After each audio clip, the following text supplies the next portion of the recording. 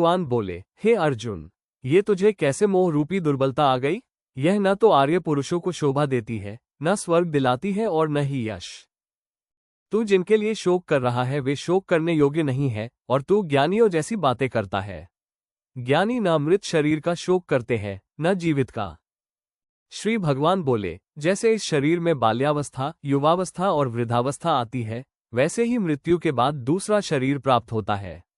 ज्ञानी इस परिवर्तन से नहीं भ्रमित होते। श्री भगवान बोले, आत्मा न कभी जन्म लेती है, न मरती है। यह नित्य, अजन्मा, शाश्वत और पुरातन है।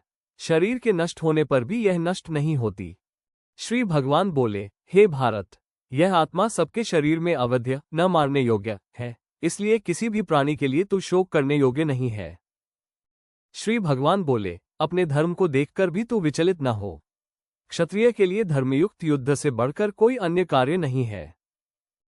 श्री भगवान बोले, तेरा अधिकार केवल कर्म करने में है, फलों में नहीं। तू कभी भी कर्म के फल की इच्छा से प्रेरित मत हो, न ही अकर्म में आसक्त हो।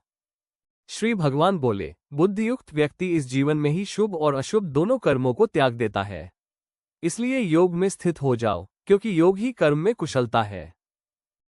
श्री भगवान बोले, जिस प्रकार नदियां सदा समुद्र में जाकर भी उसे विचलित नहीं करती, वैसे ही जो इच्छाओं से विचलित नहीं होता वही शांति को प्राप्त करता है, इच्छाओं का दास नहीं। श्री भगवान बोले, हे पार्थ, ये ब्राह्मी स्थिति है जिसे प्राप्त कर मनुष्य फिर कभी मोहित नहीं होता। अंत समय में भी यदि इसमें स्थित रहे तो ब्रह्म में लीन हो जाता है। इस अध्याय की शुरुआत होती है अर्जुन के गहरे शोक और मोह से। वह अपने रिश्तेदारों, गुरुजनों और भाइयों के विरुद्ध युद्ध करने को लेकर बहुत विचलित है और अपने धनुष को रख देता है। तभी श्रीकृष्ण एक दिव्य गुरु के रूप में अर्जुन को जीवन का सर्वोच्च ज्ञान देना शुरू करते हैं। मुख्य संदेश इस अध्याय से, आत्मा नित्य है, अविनाशी है। शरीर नष्ट हो सकता है, लेकिन आत्मा का कभी जन्म या मृत्यु नहीं होती। अपने धर्म का पालन करना ही सच्चा कर्म है। अर्जुन क्षत्रिय है, उसके लिए धर्मयुद्ध से पीछे हटना अधर्म है। कर्म करो, फल की चिंता मत करो।